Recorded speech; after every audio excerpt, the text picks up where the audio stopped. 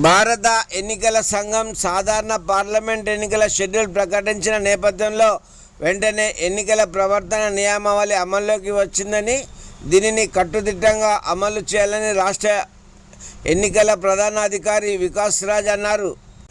శనివారం రాత్రి 8 గంటలకు హైదరాబాద్ నుండి రాష్ట్ర ప్రధాన ఎన్నికల అధికారి వికాస్ రాజ్, డీజీపీ రవిగుప్తా, ఇతర రాష్ట్ర స్థాయి ఉన్నత స్థాయి అధికారులతో కలిసి పార్లమెంట్లో జరగబోయే సాధారణ ఎన్నికల ఏర్పాట్లపై జిల్లా ఎన్నికల అధికారులతో వీడియో కాన్ఫరెన్స్ నిర్వహించారు.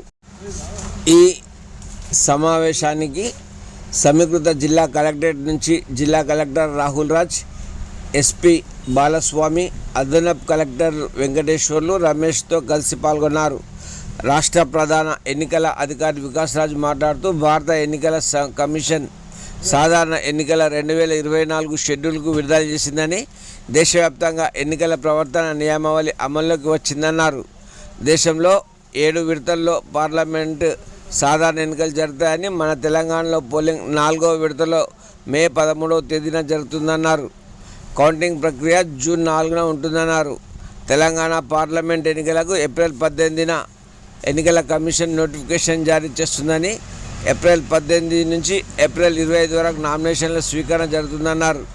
ఏప్రిల్ 26వ తేదీన నామినేషన్ల స్క్రూటినీ, ఏప్రిల్ 29న నామినేషన్ల ఉపసంహరణ గడువు ఉంటుందన్నారు. ఎన్నికల కమిషన్ షెడ్యూల్ విడుదల చేసిన నేపథ్యంలో తక్షణమే ఎన్నికల ప్రవర్తన నియమావళి కోడ్ అమల్లోకి వచ్చిందన్నారు. 24 గంటల వ్యవధిలో ప్రతి ప్రభుత్వ భవనాల్లో వివిధ రాజకీయ పార్టీలకు నాయకులకు సంబంధించిన హోర్డింగ్లు, నాయకుల ఫోటోలు, వాల్ రైటింగ్స్ తొలగించాలని, 48 గంటల వ్యవధిలో పబ్లిక్ ప్రాపర్టీస్ వద్ద హోర్డింగ్లు, ఫ్లెక్సీలు, ఫోటోలు తొలగించాలని, ప్రైవేట్ స్థలాల్లో ఉన్న హోర్డింగ్లు, ఫ్లెక్సీలు, ఫోటోలు 72 గంటల్లో తొలగించాలని జిల్లా అధికారులకు ఆదేశించారు. రాష్ట్రంలో ఉన్న వివిధ ప్రభుత్వ శాఖల వెబ్సైట్లు, జిల్లా వెబ్సైట్లో మంత్రుల ఫోటోలు, ముఖ్యమంత్రి ఫోటోలు తొలగించాలన్నారు. రాజకీయ పార్టీలు వివిధ వర్గాలకు చెందిన ప్రజలకు ర్యాలీ, సభల నిర్వహణకు అనుమతుల నిబంధనల ప్రకారం ఫస్ట్ కమ్ ఫస్ట్ సర్వ్ విధానంలో జారీ చేయాలని సూచించారు. ఎన్నికల నేపథ్యంలో అక్రమ నగదు, మద్యం, ఇతర ప్రలోభాలకు ఓటర్లు గురికాకుండా ముందు జాగ్రత్త చర్యలు చేపట్టాలని, జిల్లాలో అవసరమైన చెక్పోస్టులు ఏర్పాటు చేసి విస్తృతంగా తనిఖీలు నిర్వహించాలన్నారు. ఆధారాలు లేకుండా 50,000కు మించి నగదు ఎవరు ఎన్నికల దృష్ట్యా తీసుకొని పోవద్దని తెలిపారు. ఎన్నికల సందర్భంగా నిర్వహించే తనిఖీల్లో నగదు జప్తు చేసే సమయంలో ఎన్నికల కమిషన్ మార్గదర్శకాలను తప్పనిసరిగా పాటించాలని, సదరు జప్తుపై ఎక్కడ ఫిర్యాదు చేయాలో ఆ వివరాలు రసీదులో నమోదు చేయాలని తెలిపారు.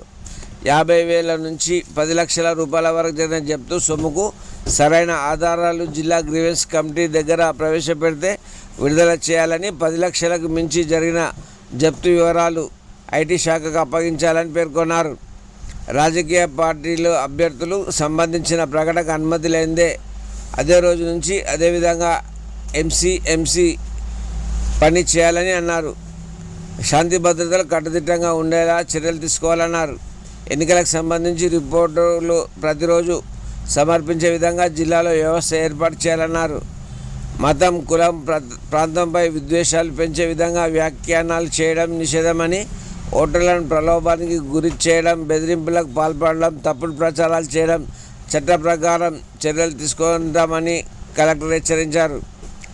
రాజకీయ పార్టీలకు నాయకులు సమావేశాలు నిర్వహించుకునేందుకు ముందస్తుగా అనుమతి తీసుకోవాలని, సదరు ఎవరు దరఖాస్తు చేసుకుంటే వారికి అనుమతి ఉంటుందని, రాత్రి 10 గంటల నుంచి ఉదయం 6 గంటల వరకు లౌడ్ స్పీకర్లు వినియోగించడానికి వీల్లేదని తెలిపారు. రాజకీయ సమావేశాలు, ఆలయాలు, మసీదులు, చర్చిలు, ప్రార్థనా స్థలాల్లో పోలింగ్ కేంద్రాలకు 100 మీటర్ల పరిధిలో నిర్వహించరాదని, ఎన్నికల ప్రవర్తన నియమావళి ఉల్లంఘనపై వచ్చే ఫిర్యాదులు ఎప్పటికప్పుడు పరిష్కరించాలన్నారు. ఎన్నికల నిర్వహణ సందర్భంగా సామాజిక మాధ్యమాల్లో ఎన్నికల యంత్రాంగంపై అపోహలు సృష్టించేలా వచ్చే ఫేక్ న్యూస్లను ఎప్పటికప్పుడు ఫాలో అప్ చేసి ఖండించాలన్నారు.